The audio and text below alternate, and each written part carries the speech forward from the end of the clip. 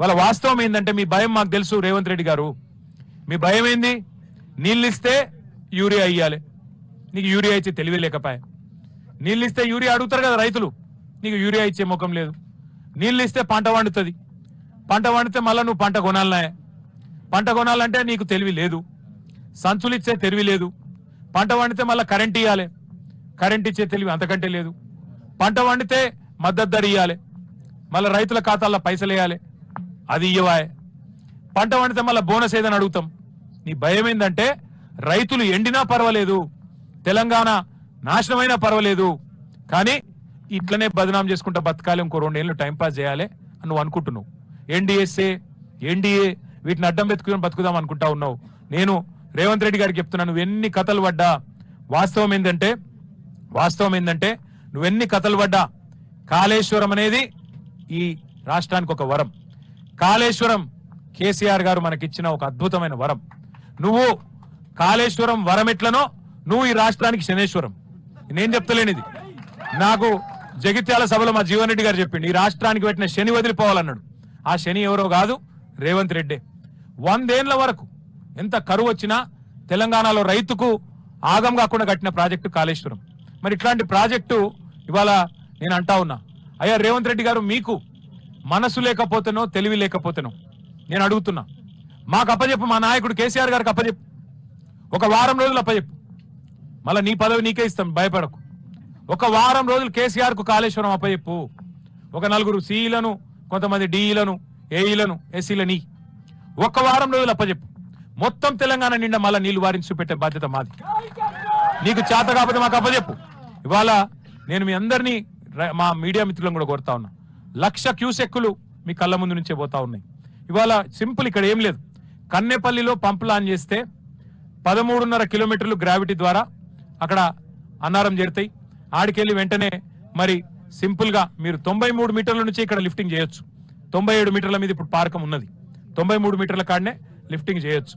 మొత్తంగా ఈ రోజు తెలంగాణలో ఇక ఇక్కడ చూడొచ్చు మీరు, ఇక పత్రికలు రాస్తా ఉన్నాయి, ఎల్ నీనో మరింత తీవ్రతరం. గవర్నమెంట్ చెప్తా ఉంది, ఇగో ఇక్కడ చూడండి, ఎల్ నీనో వేగంగా బలపడవచ్చని ప్రపంచ వాతావరణ సంస్థ చెప్తున్నది. వర్షాలు పడై అని చెప్పి ప్రపంచ వాతావరణ సంస్థ చెప్తుంది. 3 నెలలకెళ్ళి చెప్తున్నారు, ఒక ఈ నిన్న మొన్న చెప్పలే. ఎల్ నీనో సూపర్ ఎల్ నీనో అని 3 నెలలకెళ్ళి చెప్తున్నారు. మరి 3 నెలల్లో కనీసం గీతలివి లేదా నీకు?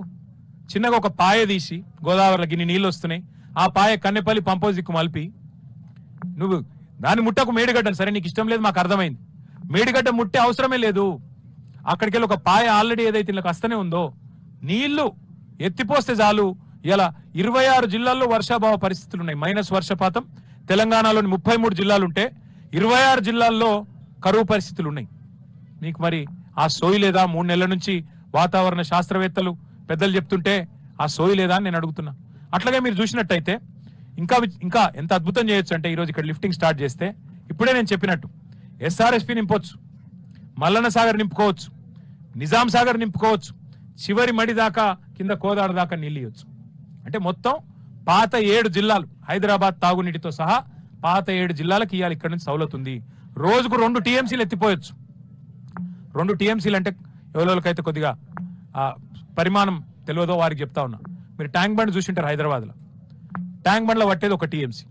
అంటే రోజు హుసేన్ సాగర్ 1 టీఎంసీ. అంటే రోజుకు 2 హుసేన్ సాగర్ లో పట్టేటని నీళ్లు లిఫ్టింగ్ కెపాసిటీ ఈ మోటార్లకు ఉన్నది. కాబట్టి ఇవాళ తెలంగాణ రైతన్నలకు కూడా మేము చెప్తా ఉన్నాం, రేవంత్ రెడ్డి ప్రభుత్వం చేస్తున్న ఈ ద్రోహాన్ని చూడండి. నీళ్ళు ఇక్కడ పోతున్నాయి, మా కరీంనగర్ రైతులారా, నిజామాబాద్, ఆదిలాబాద్, నల్లగొండ, వరంగల్ రైతన్నలారా, నీళ్లు పోతున్నాయి. దయచేసి మీరు కూడా రండి, చూడండి, మరి ప్రభుత్వాన్ని గల్లబట్టి నిలదీయండి. కేసీఆర్ ఉంటే ఈ పరిస్థితి ఉంటుండేనా? ఆలోచన చేయండి. కేసీఆర్ ఉంటే ఇవాళ ఇంకా మిగతా అన్ని బంద్ చేసైనా సరే, ఇంకా ఏమైనా వేరే ఖర్చులుంటే పక్కకు పెట్టైనా సరే రైతు బంద్ వేస్తాడు, టైంకు రైతుకు నీళ్ళు ఇస్తాడు, పంటలు కొంటాడు. ఇదంతా మీకు ఎరికే, మీ అనుభవంలో ఉంది, నేను చెప్పాల్సిన అవసరం లేదు. ఇవాళ కేవలం సాగునీరే కాదు, హైదరాబాద్ లో తాగునీటికి కూడా కటకట వచ్చే పరిస్థితున్నది. కాబట్టి మా సోదరులతో సోదరిమణులతో నేను కోరేది, ప్రభుత్వం మీద కలిసికట్టుగా ఒత్తిడి పెంచుదాం. ప్రభుత్వం కనుక దిగి వచ్చి మరి స్పందించకపోతే అవసరమైతే మా నాయకుడు కేసీఆర్ గారితో సంప్రదించి అవసరమైతే మరి తొందరలోనే ఒక 50-60 వేల మందితోని కన్నెపల్లి పంపోజ్ ముట్టడించైనా సరే మేమే అవసరమైతే పంపులు ఆన్ చేసే ప్రయత్నం కూడా చేస్తాము. మా నాయకులతో మా పార్టీలో కూడా మాట్లాడుకుంటాం. ఎందుకంటే రైతుకు మించిన ప్రయారిటీ రాష్ట్రాధినేతకు ఉండకూడదు.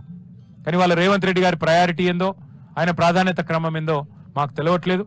నేను మీడియాను కూడా కోరుతా ఉన్నా, కన్నెపల్లిలో ఉన్న ఫ్లోని దయచేసి చూపెట్టండి. నేను చెప్పిన దానిలో తప్పులుంటే మాకు కూడా ఎత్తి చూపండి దయచేసి. మరి రైతులకు అందరం కూడా సమిష్టిగా అండగా ఉందామని చెప్పి విజ్ఞప్తి